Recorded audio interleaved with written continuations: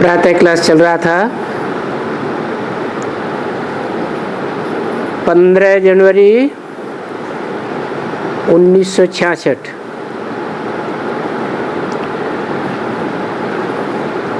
शनिवार को तीसरे पेज के मध्यांत में बात चल रही थी।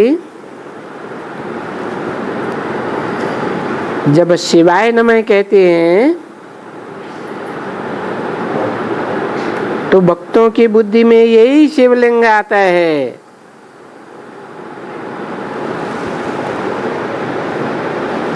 कोई शरीर नहीं आता है।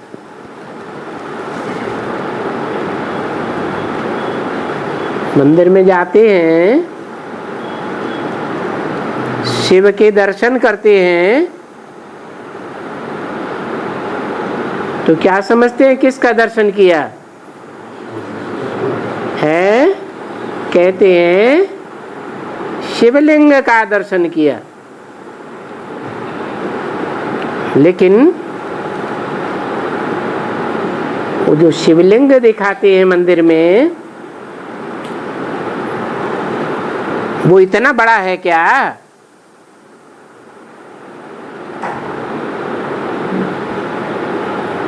शिव इतना बड़ा पत्थर का लिंग है क्या?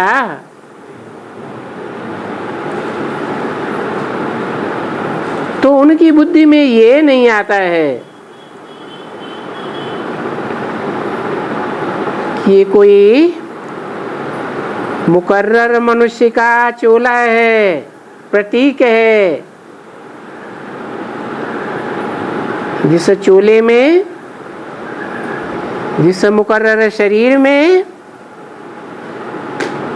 शिव ज्योति बिंदु बाप ने प्रवेश किया, तो शिव ज्योति बिंदु निराकार है।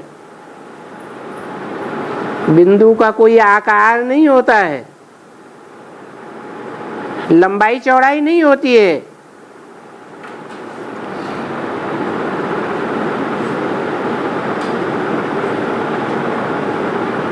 जो लिंग दिखाते हैं वो मुकर्रर शरीर की यादगार है। इसलिए बोला कि भक्तों की बुद्धि में कोई शरीर नहीं आता है। और तुम्हारी बुद्धि में है? तुम्हारी बुद्धि में क्या आता है जब शिव बाबा को याद करते हो? पत्थर का लिंग तो नहीं आता है। अगर कहेंगे ब्रह्मा देवताय नमः तो भी ब्रह्मा का सूक्ष्म स्वरूप सामने आ जाता है।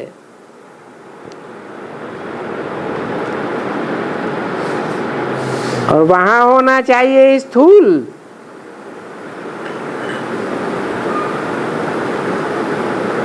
क्योंकि ब्रह्मा को बदलते हैं, दाढ़ी देते हैं, मूछ देते हैं, क्लीन शेप भी दिखाते हैं, फलाना फलाना करते हैं।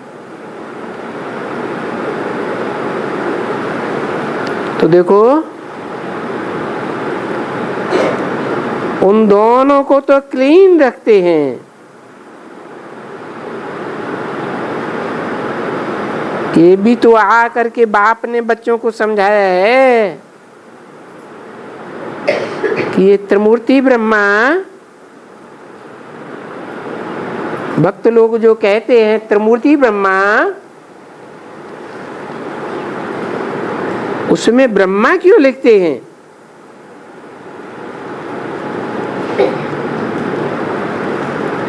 और उनको प्रजापिता क्यों कहते हैं?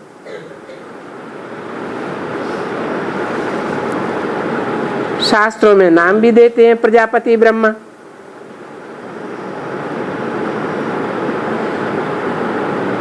तो जरूर प्रजापिता होगा। और प्रजा का पिता होगा मनुष्य सृष्टि की प्रजा है ना, 500-700 करोड़ मनुष्य सृष्टि की प्रजा है, उसका पिता कोई तो होगा, तो जरूर यहाँ का ही होगा,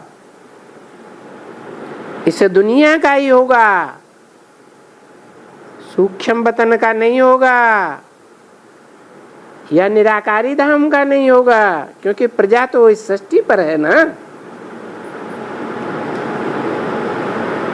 और क्योंकि ये मशहूर है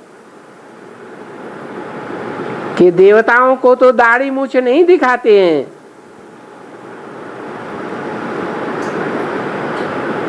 उनको तो क्लीन शेव ही दिखाते हैं, क्योंकि देवताएं तो निर्विकारी होते हैं। विकारी मनुष्यों को दाढ़ी मूछ आती है।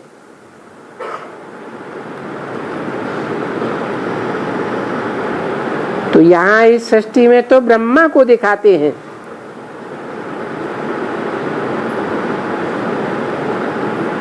अक्सर करके दाढ़ी मूछ वाला, ब्रह्मा को क्यों?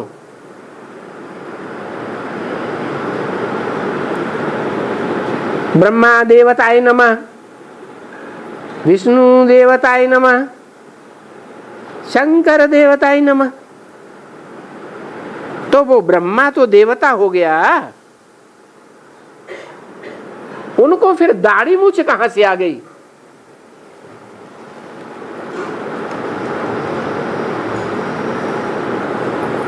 चित्रों में ये दाढ़ी मूछ का चित्रण क्यों किया?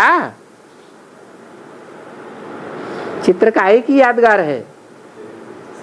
चरित्र की यादगार है। तो जरूर दाढ़ी मूछ वाले मनुष्यों का विकारी चरित्र किया है। इसलिए बाबा मुरली में बोलते हैं, पुरुष सब दुर्योधन दुशासन, सब विकारी। कन्या माताओं के लिए ऐसे नहीं बोलते हैं कि सब विकारी। देखो, शंकर को भी क्लीन शेव, और उनको जब बनाते हैं कोई चित्रों में, तो कोई कोई चित्रों में दाढ़ी मूछ भी दे देते हैं। किनको? शंकर को।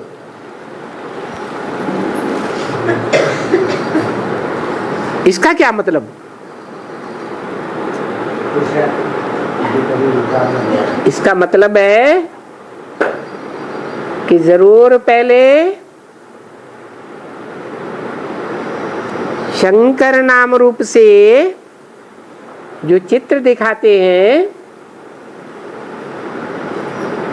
वो भिखारी मनुष्य रहा है, जिसे प्रजापिता कहा जाता है। प्रजा भिखारी तो पिता भी भिखारी।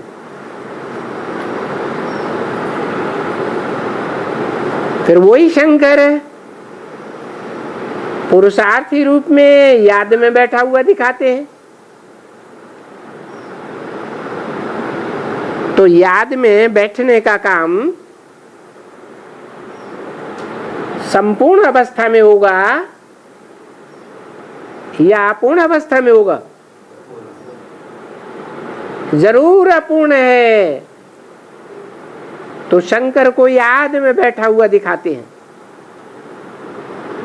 और याद भी जरूर कोई अपने से ऊंच को करता है। इसलिए शंकर के नाम के साथ क्या जोड़ते हैं? शिव जोड़ते हैं। शिव का नाम पहले क्यों? क्योंकि शिव है ऊंचते ऊंच। वो ऊंचते ऊंच बाप इस मनुष्य सृष्टि के ऊंचते ऊंच में प्रवेश करते हैं।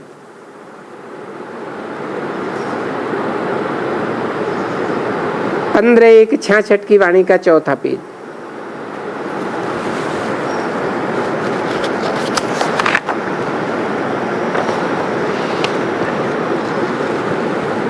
तो बाप आकर के समझाते हैं और है भी बहुत समझने की बात, क्योंकि ब्रह्मा जब पतित से पावन बनते हैं तो वो तो फरिश्ता बन जाते हैं। फर्श की दुनिया वालों से कोई रिश्ता ही नहीं।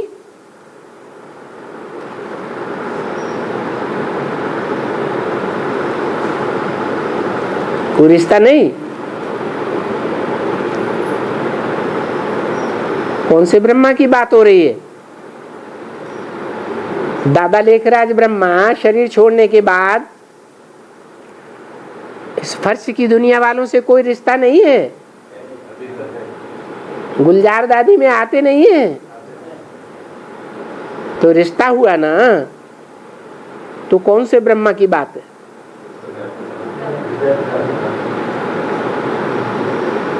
उसी ब्रह्मा की बात है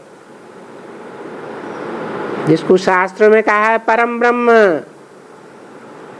गुरुर् ब्रह्मा गुरुर्विष्णु गुरुर्देवो महेश्वर, गुरु साक्षात परम ब्रह्म। ब्रह्मा तो बहुतों के नाम है। ब्रह्मा सो विष्णु, और विष्णु की एक भुजा है कि 4 भुजाएं हैं? भुजा का मतलब मददगार। तो भुजाएं तो जड़ हैं,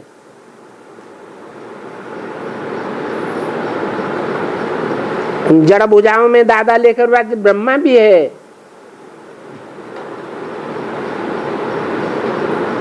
वो स्वयं मनन चिंतन मंथन करने वाली नहीं है।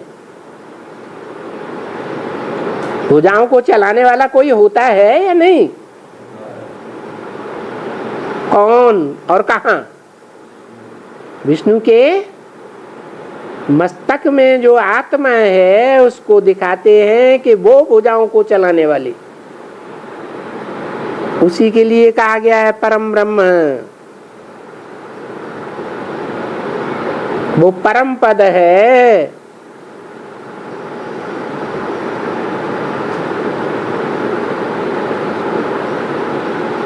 परम पद पाने से पहले पतित था या पावन था? पतित था, क्योंकि ब्रह्मा जब पतित से पावन बनते हैं तब फरिश्ते बन जाते हैं। तो ये लक्ष्मी नारायण दोनों ये भी देखो बने हैं ना।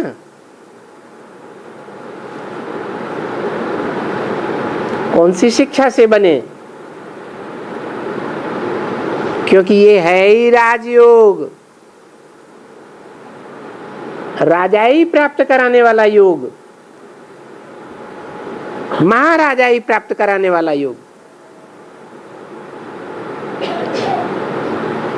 तो ये समझना चाहिए, समझना होता है कि ये जो सतयुग के महाराजा महारानी हैं, ये जरूर जो गीता वाला राजयोग है वो सीखे होंगे। और कब सीखे? सतयुग में सीखे क्या? जरूर सतयुग से पहले के युग में सीखे। जिसे कहते हैं कलयुग का अंत और सतयुग का आदि, संगम युग। अभी देखो शास्त्रों में उंड बुंड कर दिया है। ये समझते नहीं है कि राजयोग का ज्ञान तो जरूर इस संगम पर मिला होगा। जो ये राजाएं हैं इनको ज्ञान कहां से मिला? डॉक्टरों को ज्ञान मिलता है, इंजीनियर को ज्ञान मिलता है, प्रोफेसर्स को ज्ञान मिलता है, आर्किटेक्चर को ज्ञान मिलता है। इन राजाओं को ज्ञान कहां से मिला? किसने दिया?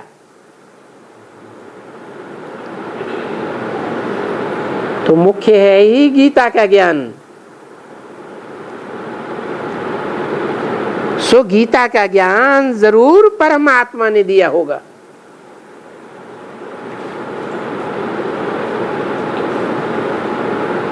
कैसी आत्मा?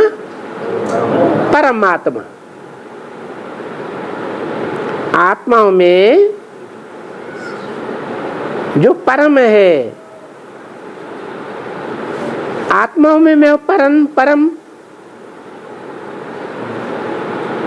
किससे किसको टैली किया? आत्माओं में आत्मा को टैली किया। शिव को टैली किया जा सकता है? नहीं। तो जरूर शिव ने कोई परम पार्टधारी, हीरो पार्टधारी में प्रवेश किया। प्रवेश करके राजयोग का, गीता का ज्ञान सिखाया।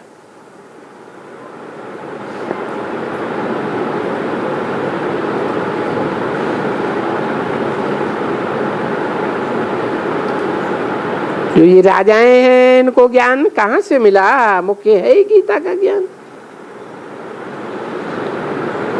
सो जरूर परमात्मा ने दिया होगा।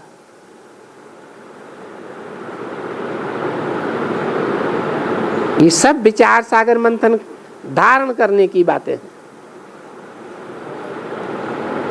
जो खुद को पक्का कर देवे तो फिर किसको समझा सके। तुमको भी यही समझाना है कि सतयुग की आदि है, कलयुग के अंत में ये लक्ष्मी नारायण तो नहीं है। लक्ष्मी नारायण का राज गायन तो सतयुग में भी है और संगम का भी है, परंतु संगम को भूल गए हैं। इसलिए शास्त्रों में क्या लिखा है? लक्ष्मी नारायण का राज्य कौन से युग में था? सतयुग में था। तो देखो कलयुग के अंत में लक्ष्मी नारायण नहीं होते हैं, सतयुग के आदि में ही जरूर हुए होंगे।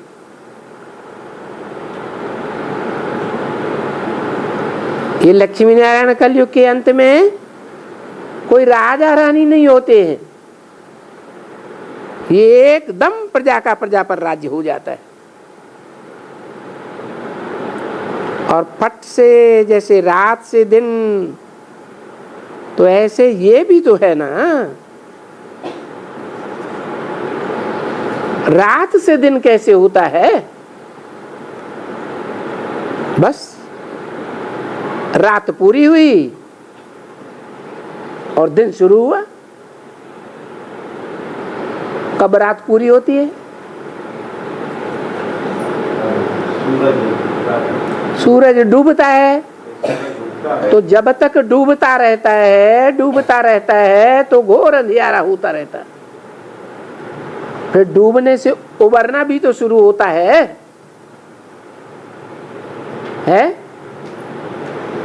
ऊपर आना शुरू होता है या नहीं?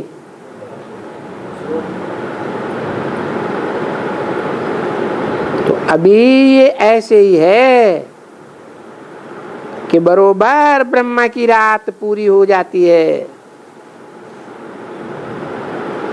तो दिन होता है। तो ब्रह्मा की रात और दिन, ब्रह्मा की रात में तो यही ब्रह्मा है, साधारण प्रजापिता।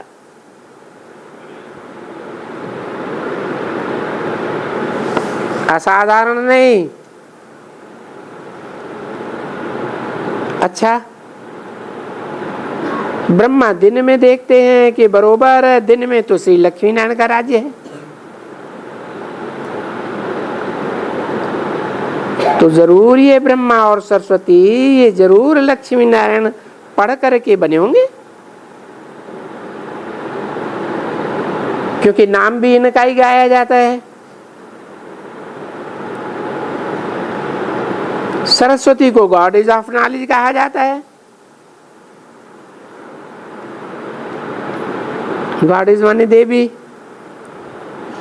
ज्ञान की देवी। सरस्वती को ज्ञान की देवी कहा जाता है। तो ब्रह्मा को क्या कहेंगे? है ज्ञान का देवता कहेंगे, कहते हैं।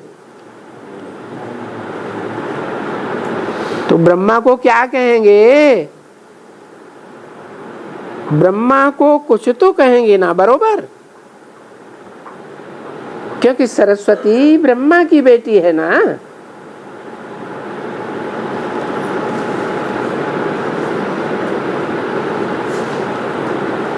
तो जब ब्रह्मा की बेटी है, गॉडेज ऑफ नॉलेज कहा जाता है, ज्ञान ज्ञानेश्वरी है, तो भला बाप तब कौन होगा?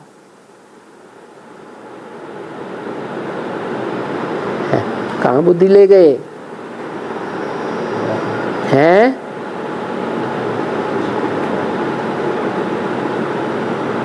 यज्ञ के आदि में बुद्धि ले गए। जरूर शिव बाप ने जिसमें प्रवेश किया वही आदि ब्रह्म है, वही परम ब्रह्म है, जिसकी बेटी सरस्वती है। वह ब्रह्मा ज्ञान की देवता है। हाँ जी। तो देखो, बाप भी ज्ञान ज्ञानेश्वर होगा ना।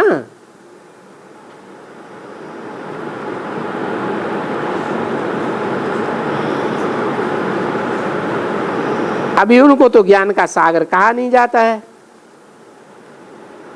किनको? ब्रह्मा को। इनको ज्ञान का सागर नहीं कहेंगे, वो तो परमपिता परमात्मा है। जरूर तभी ब्रह्मा में प्रवेश करे, नहीं तो ब्रह्मा आवे कहां से? सो भी ब्रह्मा की बेटी भी, और ब्रह्मा की कोई एक बेटी थोड़ी ही, अथाह बेटी बेटियां हैं। ब्रह्मा कुमार, ब्रह्मा कुमारी, ब्राह्मण और ब्राह्मणियां, तो सिर्फ एक बेटी तो नहीं है ना। देखो, तुम सभी अभी मास्टर ज्ञान सागर बैठे हुए हो। तो जैसे सरस्वती वैसे तुम। जो धंधा वो करती थी, अभी ऐसे कहेंगे तुम्हारा भी यही धंधा है। और अभी भी धंधा तो उसका वो ही है। अभी माने कभी 66 की वाणी है ना, 66 की। शरीर छोड़ दिया था किसने? सरस्वती ने। तो अभी भी धंधा उनका सूक्ष्म वतनवासी होने पर भी, सूक्ष्म शरीर धारण करने पर भी धंधा वही है, पढ़ाती रहती है। सो तो तुम जानते हो, हैं? कहाँ पढ़ाती रहती है? तुम जानते हो तो बताएंगे, हैं? जैसे ब्रह्मा बाबा को छोटा बाबा कहते हैं, सरस्वती को भी छोटी माँ कहते हैं। तो कहाँ पढ़ा रही है? अरे एडवांस में कोई छोटी मम्मी बड़ी मम्मी भी है ना, है? तो छोटी माँ किस में प्रवेश करेगी? छोटी माँ में प्रवेश करके पढ़ाती रहती है।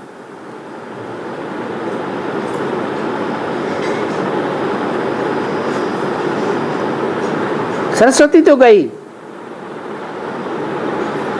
शरीर छोड़ दिया, उस शरीर से तो लक्ष्मी नहीं बनी। फिर जो बोला है ये ब्रह्मा सरस्वती ही क्या बनेंगे? लक्ष्मी नारायण बनेंगे। तो वो फिर लक्ष्मी कैसे बनती है? जरूर कोई कन्या में प्रवेश करके लक्ष्मी बनती है। तो कहा अभी भी पढ़ाती रहती है, सो तो तुम जानते हो, क्योंकि ये गुप्त बातें हैं, गुप्त ज्ञान है। और ये भी तो समझ की बात है ना। अभी समझ जब मिली है तो समझते हैं, गाते भी हैं, चित्र भी रखा हुआ है, सरस्वती को व्यंजो देते हैं कि गॉड इज ऑफ नॉलेज है। अरे ये सरस्वती बेटी किसे है? पूछते हैं मुरली में। ब्रह्मा का बाप कौन?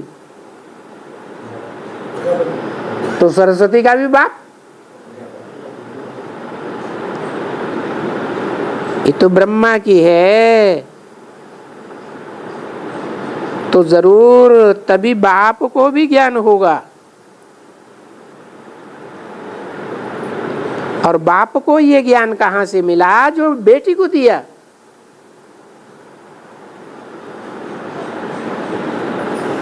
कौन से बाप को? साकार बाप को या निराकार बाप को? साकार बाप को ये ज्ञान कहां से मिला? जो बेटी को दिया। तो कहा जाता है कि ज्ञान सागर तो शिव बाबा है। कौन है? शिव बाबा या शिव बाप? शिव बाप है ज्ञान का सागर है। ऊंची ऊंची लहरें मारता है सागर। सागर की गहराई का किसी को पता नहीं चलता है। 3 हिस्सा सागर है और 1 हिस्सा पृथ्वी है।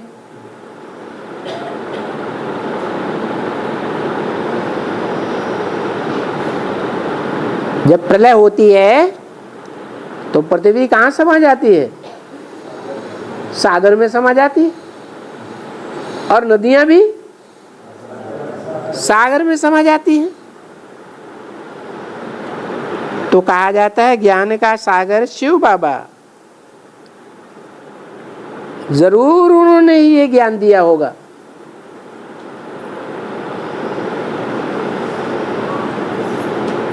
कब दिया? ब्रह्मा सरस्वती को कब ज्ञान दिया? यज्ञ के आदि में।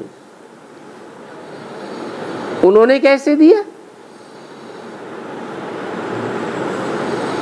वो तो निराकार है ज्ञान देने वाला।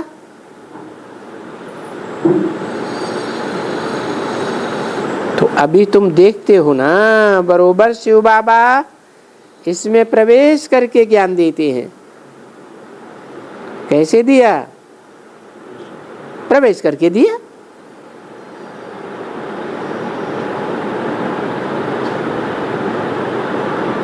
प्रवेश करके ज्ञान देते हैं माताओं को, और ये भी ज्ञान धारण कर लेते हैं। कौन? दादा लिख रहा।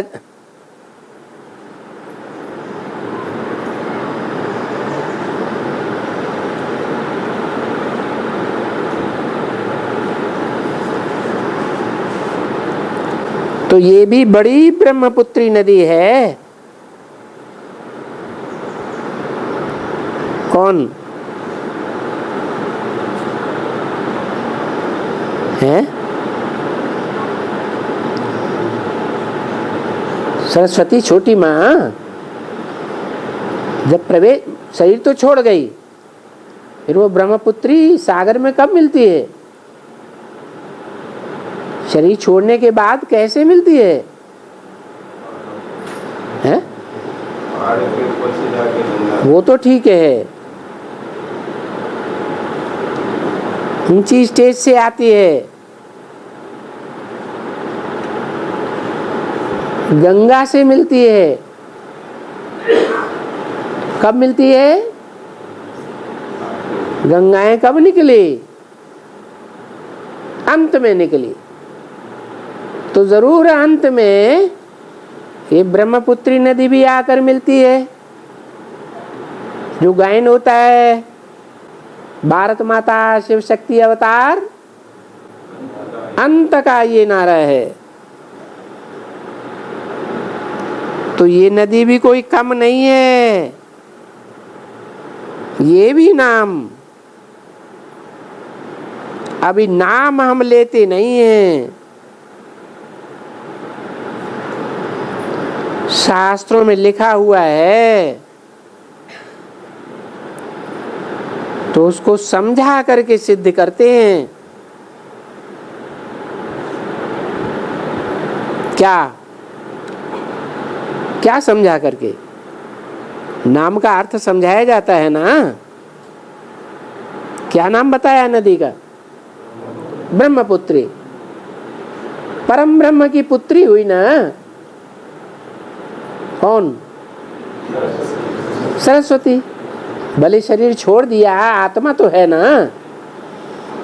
तो वो आत्मा किस में प्रवेश करके कार्य करती है? जरूर कोई लक्ष्मी नाम से, लक्ष्मी रूप से संसार में प्रत्यक्ष होने वाली कन्या में प्रवेश करके कार्य करती है। तो छोटी माँ के रूप में प्रसिद्ध होती है, तब नाम पड़ता है ब्रह्मपुत्री। तो उसको समझा कर सिद्ध करना पड़ता है। ये शास्त्रों को अभी समझा कर सिद्ध करते थे कि ये रंग है, ये रंग है। इस शास्त्र में जो कुछ है वो सब रंग है। तैसे फिर इस नदियों के लिए भी कह देते हैं ये भी तो रंग है। बाकी नाम वगैरह सभी तो उन्होंने ऐसे ही रखे हुए। बाबा उन नामों को उठा करके समझाते हैं।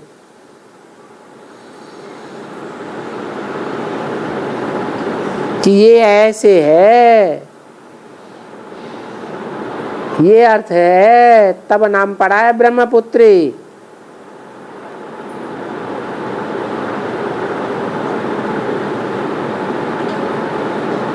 मनुष्य ऐसे कहते हैं ना, परंतु मनुष्य तो अर्थ ही नहीं जानते। तो बाबा भी समझाते हैं ना कि देखो अभी तो भक्ति मार्ग है। सारी दुनिया में ज्ञान का किसी को भी पता नहीं है। वो तो सिर्फ गाते हैं ज्ञान सागर परमात्मा को। कहते हैं परम पिता परमात्मा पतित पावन। तो जरूर जो ज्ञान का सागर होगा वो ही तो पतित पावन होगा ना।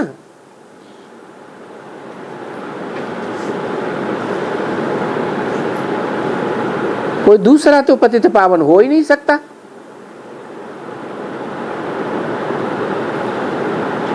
जरूर पतित दुनिया को पावन बनाने वाला वो आत्मा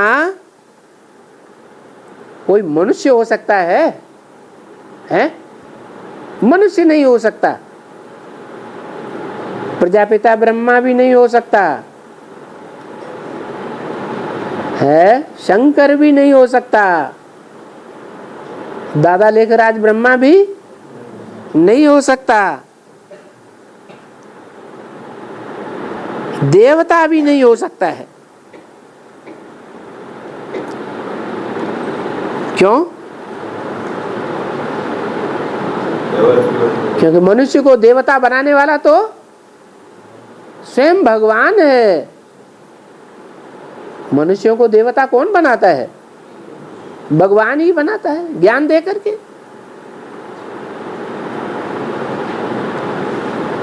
क्योंकि देवताओं को भी कोई देवता बनाते हैं ना,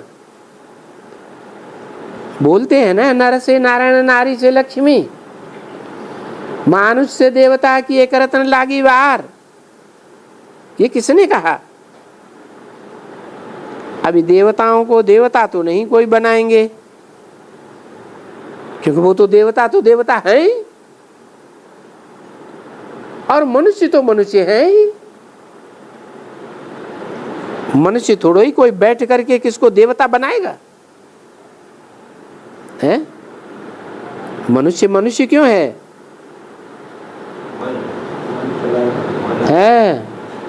सब मनुष्यों का मन चलायमान है, इसलिए मनुष्य।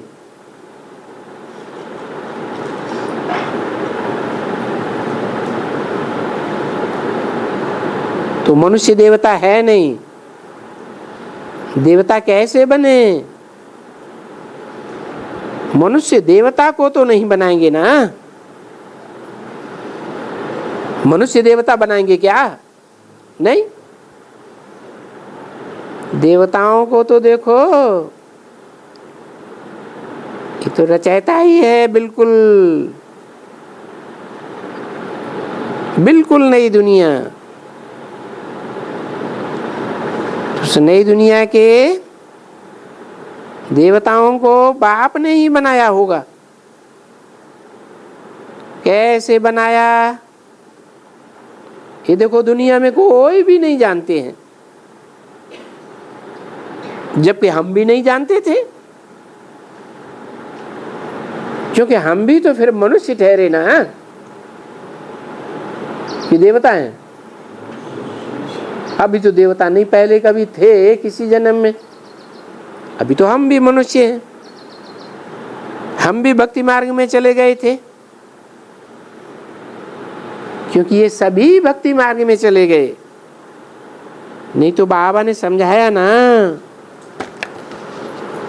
कि वो जो सन्यासी हैं उनको भी भक्ति नहीं करनी चाहिए।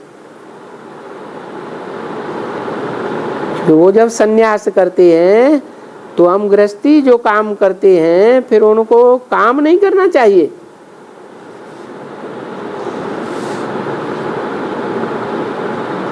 है? इसलिए वो ब्रह्मज्ञानी तत्वज्ञानी जंगल में रहते थे।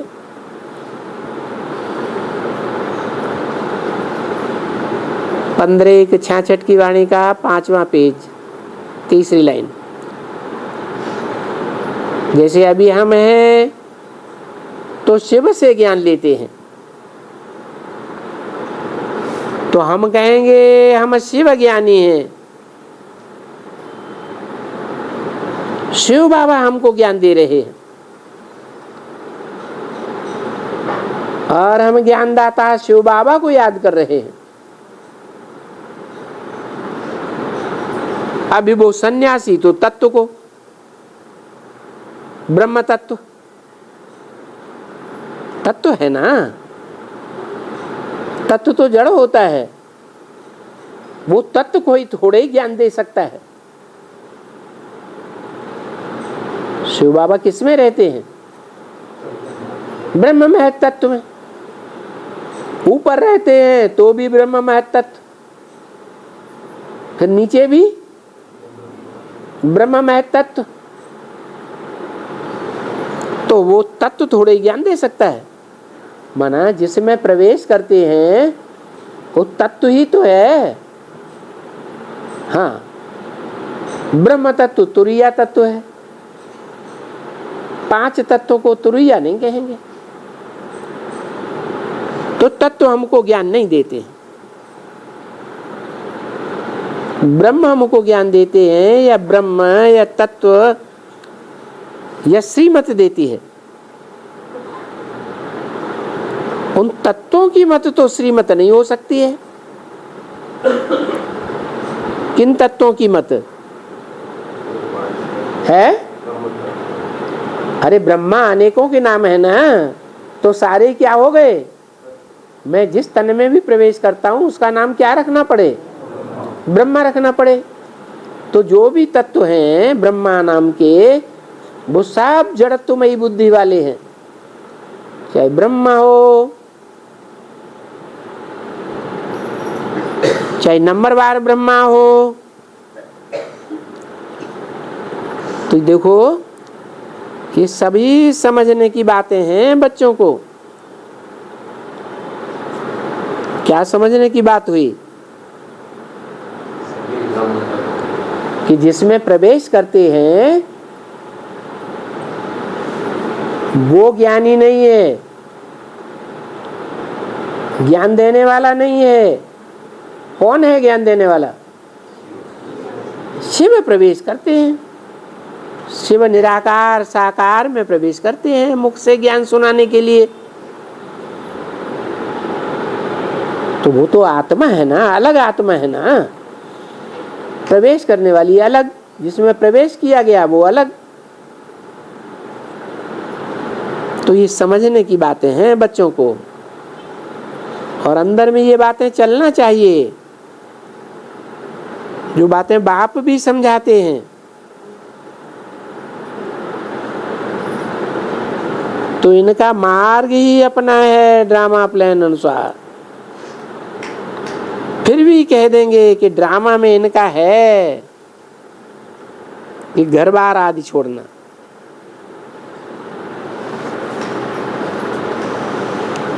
और भारत को पवित्रता की मदद करना। ये किसका पार्ट है ड्रामा में? सन्यासियों का। तो भगवान भी बताते हैं कि अगर ये पवित्र न बनते, परंतु पवित्र न बनने का कोई सवाल ही नहीं है, क्योंकि तो ड्रामा में नूद है। क्या कि सन्यासी पवित्र बनते हैं? ये समझाते हैं जरूर पवित्रता चाहिए, क्योंकि भारत जितना पवित्र और कोई भी देश होता ही नहीं है। क्योंकि दूसरे कोई खंड में पवित्र राज्य तो होता ही नहीं है।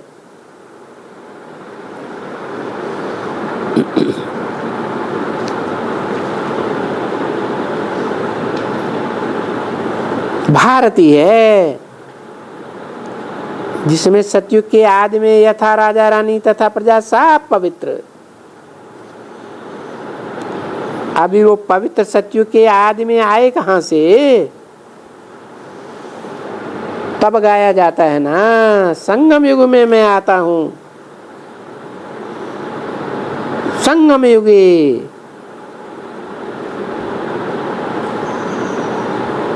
कौन सा क्षण कहें, कौन सी घड़ी कहें, कौन सा दिन कहें?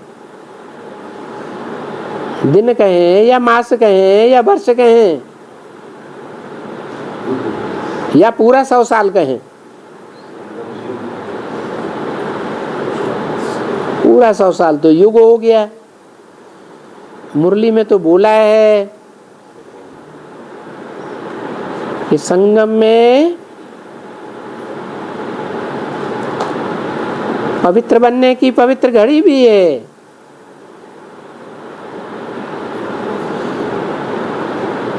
पुरुषोत्तम मास भी है, पुरुषोत्तम घड़ी भी है, पुरुषोत्तम दिन भी है। तो कब है? जबकि गिना जाता है संवत 1-1-1।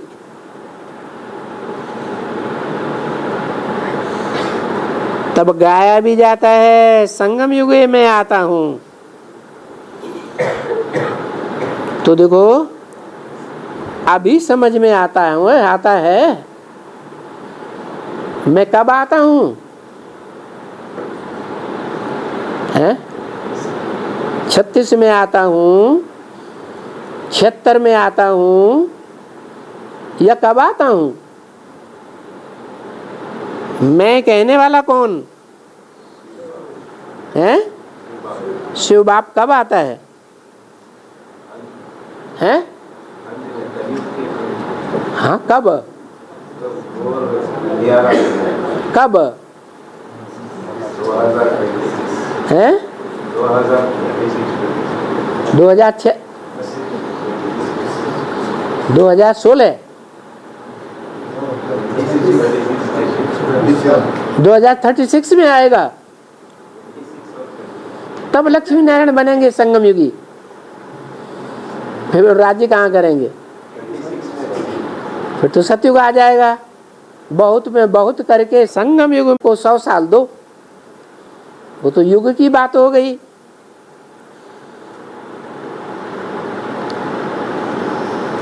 तो देखो अभी समझ में आता है कि हमको तमोप्रधान से सतोप्रधान बनने में 40 से 50 वर्ष लगते हैं। ये बाप ने हमको बताया है, नहीं तो मनुष्यों को समझ में नहीं आता है। तो संगम जरूर होना चाहिए। जब पुरुषोत्तम बने तभी तो नाम पड़े पुरुषोत्तम संगम युग। कब बने पुरुषोत्तम? 76 में बने? नहीं बने, न 36 में बने, क्योंकि पावन राज्य सतयुग में और पतित राज्य कलयुग में। तो दोनों का संगम चाहिए। तो देखो अभी बाप आकर के कहते हैं कि अभी ये संगम है, मैं संगम पर आया हुआ हूं। और मनुष्य बेचारे घोर अंधेरे में हैं, क्योंकि वो समझते हैं संगम कोई पीछे आएगा सो भी अच्छा, पीछे आएगा। पीछे भी उनको ये मालूम तो नहीं है ना, क्योंकि ये परमपिता परमात्मा आते हैं और आकर के ज्ञान सुनाते हैं और स्वराज्य स्थापन करते हैं, या आदि सनातन देवी देवता धर्म स्थापन करते हैं। ये बात तो कोई को भी मालूम नहीं है और मालूम ही नहीं होना चाहिए। ड्रामा अनुसार कोई को मालूम नहीं है, नहीं मालूम होना चाहिए, क्योंकि ये मालूम कराना तो बाप का काम है। आकर के ये सब समझाना, वो हमारा बाप भी है, सुप्रीम टीचर भी है, समझाने वाला।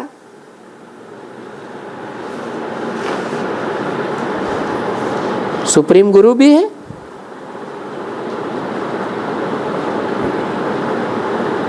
तो देखो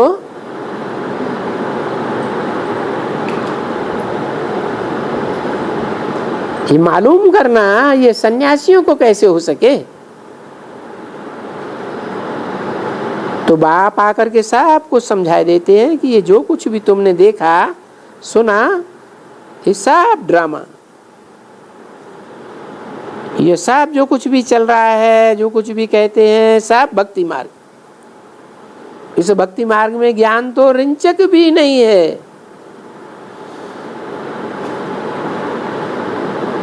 इसको बिल्कुल ही भक्ति मार्ग कहेंगे, क्योंकि ध्यान देने वाला एक ही है और भक्ति सिखाने वाले तो अनेक हैं।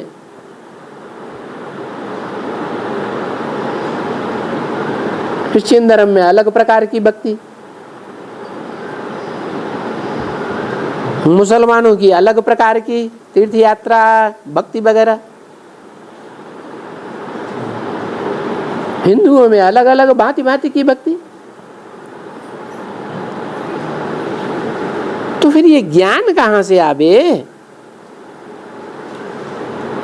तो देखो, अभी बाप आते हैं तो बहुत ज्ञान, ज्ञान ही ज्ञान, ज्ञान का सागर अथाह, कितना अथाह। क्या कहते हैं?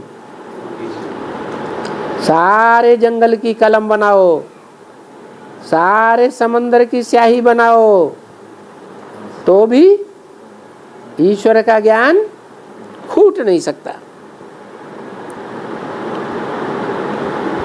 इसे कोई ज्ञान, ऐसे कोई तो अच्छी तरह से धारण करते हैं, कोई ज्ञान रिंचक भी धारण नहीं करते हैं। धारण नहीं करते हैं तो फिर बोल ही नहीं सकते हैं। धारण करेंगे तभी तो बोलेंगे। तो ये पढ़ाई हो गई। पढ़ाई पढ़ने वाले स्टूडेंट सब एक जैसे तो हो ना सके। बाप बैठ करके समझाते हैं, मैं ज्ञान तो बहुत देता हूं और बहुत अच्छी तरह से समझाता हूं,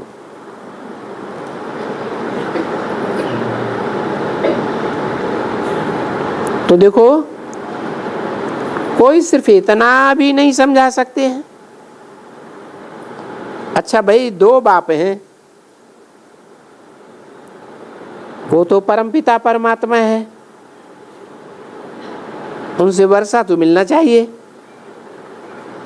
वो बेहद का पिता है ना, उनसे वर्षा मिलना है। तो बेहद के पिता का वर्षा कहाँ मिलेगा?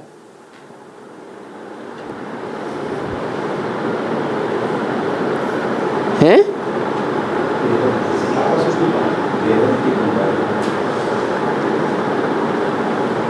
वर्षा मिले ही स्वर्ग में, स्वर्ग में मिलेंगे। पीछे स्वर्ग में तो बाप से राजा ही मिलनी चाहिए। नहीं तो देखा जाता है कि स्वर्ग में राजा रानी वजीर ये सभी बहुत ही हैं।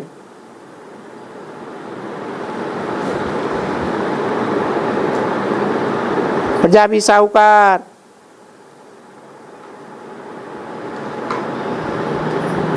यहाँ तो गरीब बहुत हैं। तो जरूर स्वर्ग की नॉलेज कोई ने दी होगी ना। जिसने जितने जितना अच्छा पढ़ा है उसने इतना ऊंच पद पाई लिया, बाकी ने कमती पद पाई लिया। तो ये कोई जानते नहीं है, पर तुमको ये सब समझाया जाता है। तुम अभी ऐसे ही जानते हो कि बरोबर कल पहले भी ये पढ़ाई के ऊपर भी काम चला है।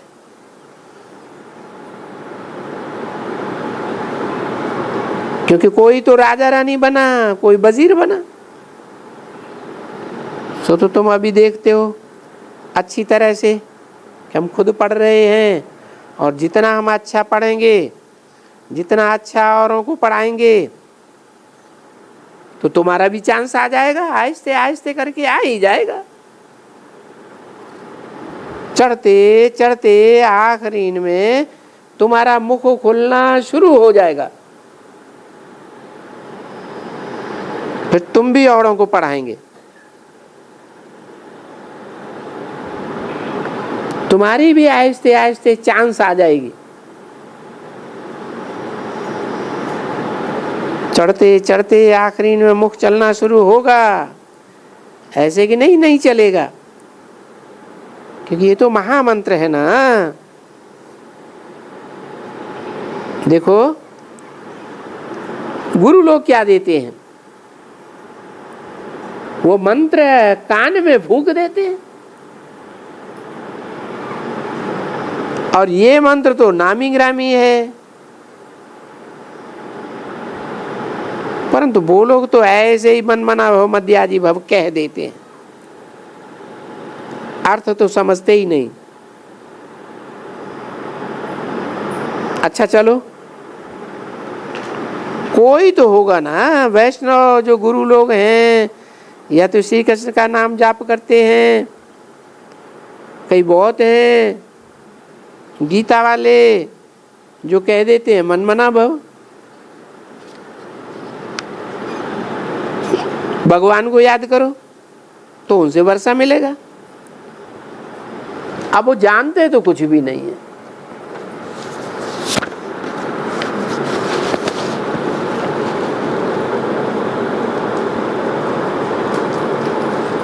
पंद्रह 166 की वाणी का 6ठा पेज।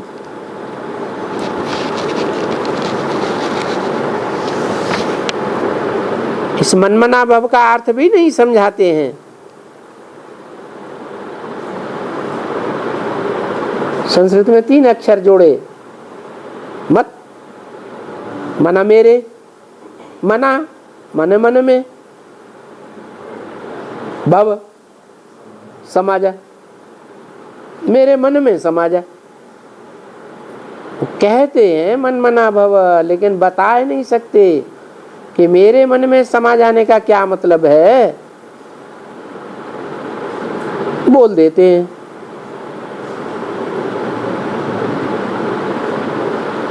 कि आत्मा सभी चुल्लू पानी है और भगवान सागर है। ये चुल्लू पानी सभी सागर में मिल जाएंगे। अरे चुल्लू भी तो छोटा बड़ा हो सकता है। मना मन मना भव का अर्थ क्या हुआ? असली अर्थ ये हुआ कि सबके अंदर जो तुंडे तुंडे मतिर भिन्ना है, अलग अलग संकल्प चलते हैं, अलग अलग मत मतांतर हैं, वो सब के मत मतांतर एक में मिल जाएंगे। एक के मत में सब की मत मिल जाएगी। सब कहेंगे एक ही सच्चा, हम जो सोचते थे वो सब झूठ, हमने जो भी संकल्प किए वो सब असत। What is truth? तो सन्यासी तो खुद ही मन मना भव का अर्थ नहीं जानते, खुद ही नहीं जानते हैं तो दूसरों को क्या बतावेंगे। अच्छा, ओम शांति।